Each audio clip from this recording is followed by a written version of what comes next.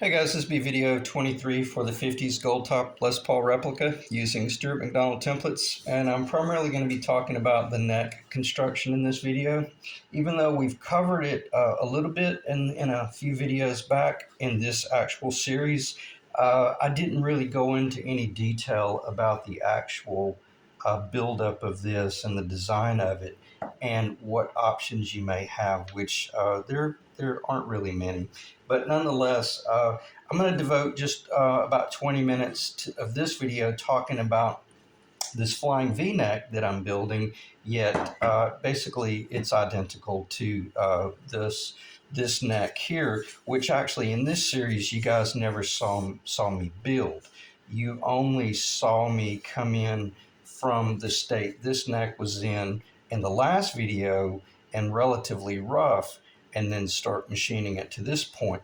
But I never took the time in this video series to talk about what was going on in the back of my mind to achieve this distance here, and is that the finished thickness or how close to the actual finished guitar was I willing to do the rough machine work even before I did the glue up.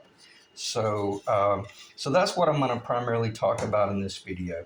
And let me think. I'm going to try to keep myself on point and not start talking about headstock options and all that jazz, because you guys know that you got all the options in the world. So I'm going to try to, if I say something that's repetitive, I don't mean to be condescending. I'm just being forgetful and I'm being repetitive. So anyway, what do? You got a board.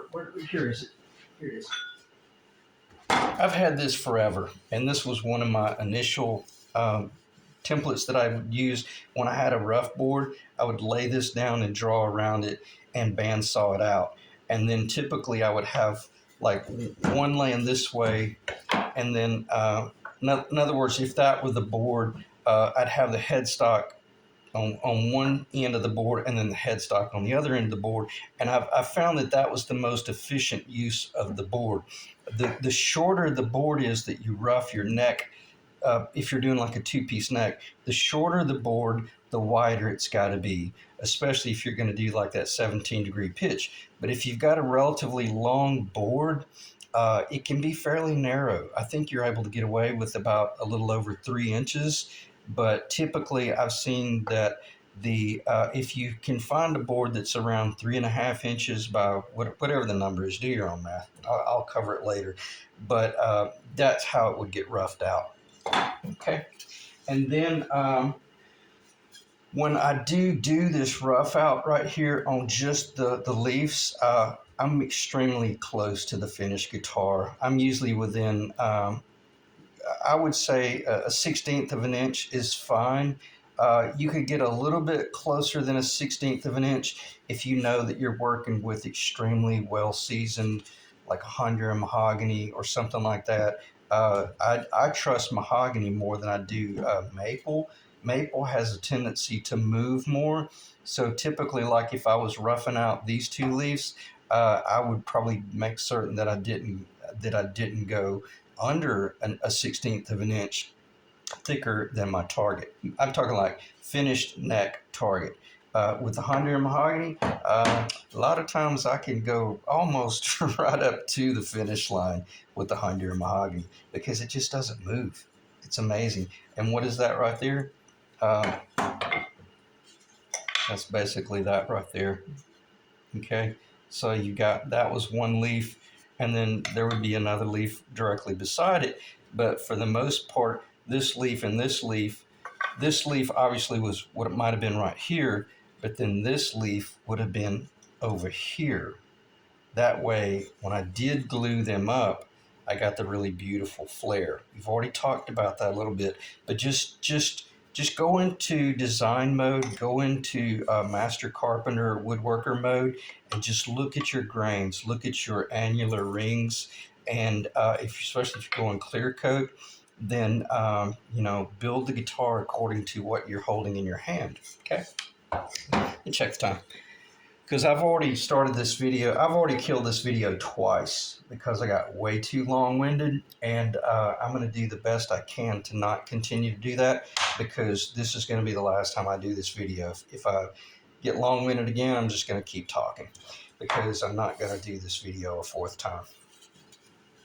Okay, so you're sitting there with a large board. You rough the pieces out, and then do you start gluing them up immediately? Absolutely not. Lay them over to the side for a day or two, not for a few hours, but for a few days. Lay them over to the side. You're in your acclimated woodwork shop. You guys all know about that stuff, and let them sit, let them acclimate, and then come back later on and start assessing what have they done, if they have done anything.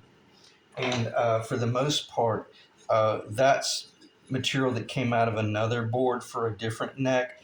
But for the most part, mahogany, Honduran mahogany just stays arrow straight. It's just such a beautiful, glorious wood to work with.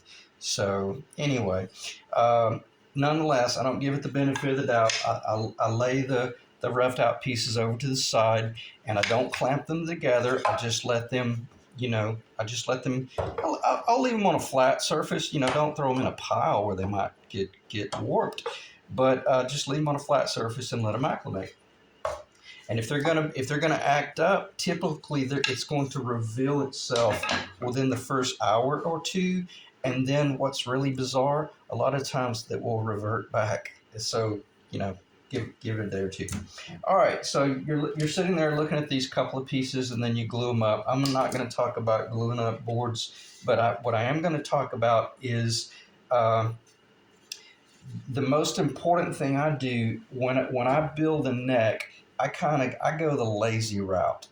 And if I ordered a board I ordered this material, and my supplier's name is John, and I know that John has machinery that's probably worth more than my Land Rover, and just the one that does this S4S work. When he sends me a board, they're so unbelievably precise in S4S that I can look at the big 3x4 inch board, and I can determine, okay, I'm going to get a leaf right here, I'm going to leave there, a leaf there, and then I know that his outside machine work, in other words, that machine work that you see right there, John did that in-house for the most part. I just did a little bit of rough sanding, because once I glued them together, I made certain that this surface was perfectly flat, and that when I cut this pitch right here, that it was a very intentional cut, and that's a 17-degree cut, and that's 5/8 of an inch, and that's just under 9/16 of an inch right there,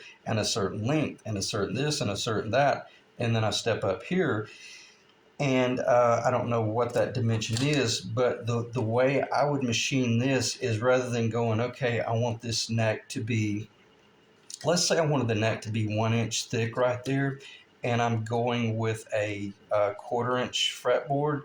Well, then that's pretty clear. That's a 3/4 inch thick board, right? Okay, so is that right? Yeah, if it were 1 inch and it was true 1/4 inch, then it would be an inch. But what happens when you start out with a 1/4 inch fretboard, and if you get a little bit sand happy, or either you make a mistake that you have to correct, well, now your fretboard is well under 1/4 of an inch, and if you machine this out too soon, you're going to end up with a neck that is not nearly as thick as you might have wanted. So what I like to do when I'm laying this out with a pencil, I'll just put that 1/4 inch mark above. See, that's the first fret location.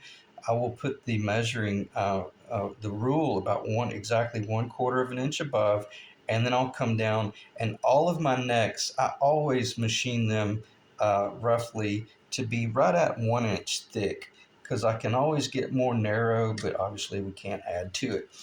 This one is going to finish out at 15/16 of an inch thick, and that's pretty darn close to the historical 50s Les Paul per Stuart McDonald. What does it say here? It's 0.885 at the first fret. This is the thickness, and at the 11th fret, the total fretboard is 0.990. So see, it's fairly thin. It's under an inch thick. I'm talking about if you measured from the center of the fretboard at the top to the center of the back of the neck, they're actually under 1 inch. But I make mine a little bit thicker just because I like Gretsch, and the Gretsch is a pretty massive neck up here. Okay, so I almost digressed there. But nonetheless, I start out a 1/4 inch high, make a pencil mark, and then I trust that pencil mark. And then I come up here at the 11th fret. I always make dash lines at my 1st and 11th fret because it may change a little bit. And I don't want to be looking at this thing 2 weeks later on and see a really precise precision line when in all actuality, it was my proposed 11th fret location at that day. But then later on, I realized, I made a mistake, or I changed the scale, and now it's no longer the same. So if I see the dashed lines, I know that it's an approximate. But when I see a very precise line, I know beyond a shadow of doubt that's the 18th fret location for me. And then if I pitch this neck at 4 degrees like a Les Paul, well then my flying V better be an arch top because that's going to be way too much pitch. So I can't use this template anymore for that because the pitch would be too strong. Okay, your Floyd Rosary, your bridge would end up being nearly 1 inch high back at the bridge. So just think common sense. The scale length from the nut up to the 16th or the 18th won't change, but the pitch will, and that's why there is no line right there. But that's my 18th fret location. So where I'm going with this is before you move any farther than what I did after I got the truss rod in, and then I got this fillet in and leveled that this morning. That's epoxied in, and that's the little thicker fillet that I showed up front. See how it's thicker? It goes deeper down into the body, and then it's actually radiused on the back side, and it cradles around the top of the truss rod nut housing. And then back here, it's just laying atop the blue. And then a nice, beautiful, level, flat. And how did I do that? Let me see if I can. I'm the world's worst at laying my saw down somewhere. And I don't want to pause because I don't trust my little camera. I paused it the other day. And when I took the pause off, the audio was out of sync with the video, so that's why I don't want to pause. But after I came in and fillet cut that off a little bit, it was still kind of proud.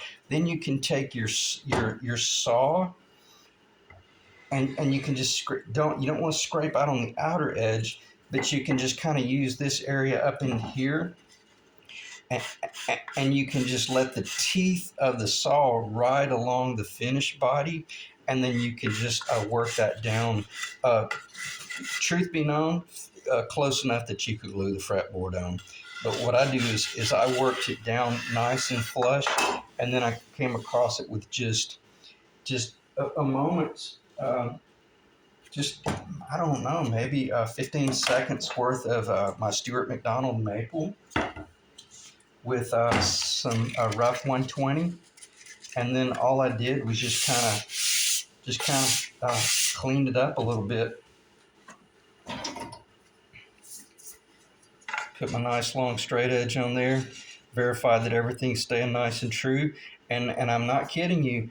That surface that you're looking at is basically the surface that I ordered from my supplier.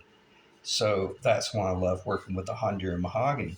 Very unlikely that it's going to be problematic, as you're working your way to the finish line, as I like to say. Okay, so I kind of went cowboy there and just, or what would the word be? I went rogue. Yeah, I kind of went off the rails. But when you're sitting there looking at a fillet, maybe your fillet was a little bit too proud, you got to figure out how to cut that baby down where it's nice and flat and not screw up this line out here. Why? Because once this flying V is not going to have a bound fretboard. It's going to be a raw wood material. Now, it'll be a rosewood, but if you've got a nick or a scratch or a hard scar out here, once you glue your really beautiful whatever material you've selected, whether be it ebony or rosewood, once you glue it down, I don't care how beautiful your joinery is, you've got to protect that joinery. Okay, you guys already know that, but when I'm looking at, I got a little bit of a dip right here where either it came that way or I might have made a mistake and bumped something. But the cool thing is, I know for a fact that up here, the fretboard is going to be going all the way out to this edge right here anyway. But if that was up at the nut location and there was a gully, once I cut into it, now that little crescent moon's going to show on the side. That ought to make perfect sense.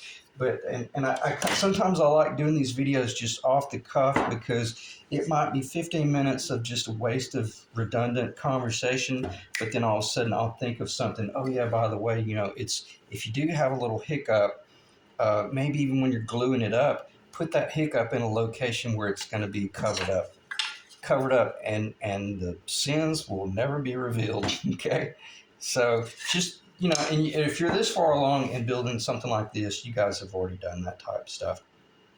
So and I went a long way around back to saying basically you're going to want your first fret location to finish out at about 1 inch thick, unless you're just building a shredder and beyond a shadow of a doubt that you're going to have a 3/4 inch thick, super thin. Well, then your truss rod's going to need to flush out at the top so that you can leave some wood in there, and then your fretboard is just going to be what it is, whatever the thickness of it, then it'll get deducted out. So in other words, if you're doing like a 3/4 inch thick neck at the first fret location, well, you're going to be right at about a 1/2 inch thick out here.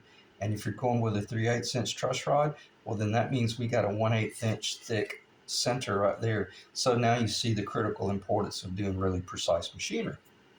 So and to continue this conversation, so roughly 15/16 to 1 inch thick at the first fret location, and per their standards, StewMac, they say under 1 inch. I say go 1 inch and 1/32, not 1 and 1/16. But I always go 1 and 1/32 of an inch. And basically what happens, by the time I do my final shaping and sanding, I end up being about right at 1 inch thick at the 11th fret. And I end up being about right at 15/16 at the first fret. So that gives me a 1/16 of an inch taper, which is very much in keeping with a Les Paul and or a Flying V. Okay, so and that way, if you sold the guitar that you built and someone picked it up, they're going to go, and let's say they've been playing Les Pauls for their whole life, and they've been playing guitar for like 30, 40, 50 years, they can put on a blindfold and they can tell you, not even holding the guitar, but they can put their hand around a Les Paul and they can probably tell you what year it is just by holding the neck, and they can feel the radius and all that jazz. So anyway, let me check this time. 18 minutes of off the cuff. All right, what's next? Okay, so just maintain those targets. If you have a template, that's cool. If you don't have a template, this is a 3 inch, let me make sure I get this right, 3 inch diameter. Yeah, this is a 1 1/2 inch radius. This is a 3 inch diameter oscillating sander is what I use to cut that. Okay, and also when I'm doing this cut right here, I think, let me check it.